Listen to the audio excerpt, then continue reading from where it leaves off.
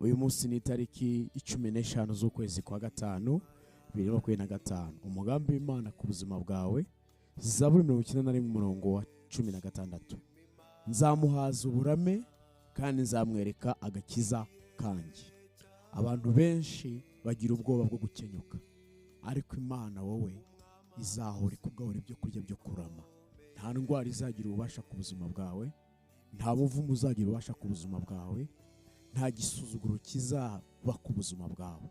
Wakire kurama kandi uramiye mu byiza. Kandi ijambo ryavuze ngo nzamwereka agakiza kanjye.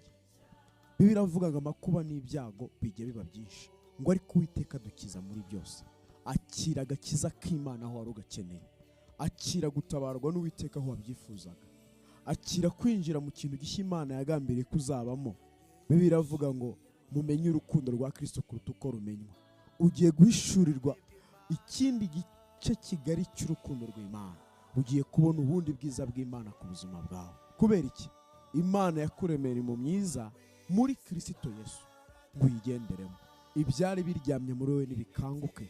Yesaya aravuga ngo byukura bagirane, ubwiza bwawe burakurasiye.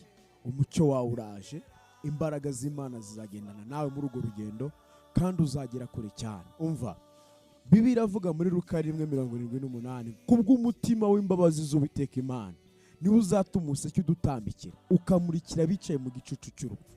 Wakira umucyo mu buzima bwawe, muri area zose z'ubuzima bwawe, mu muryango wawe, mu gihugu cyawe, mu migambi ufitanye n'Imana.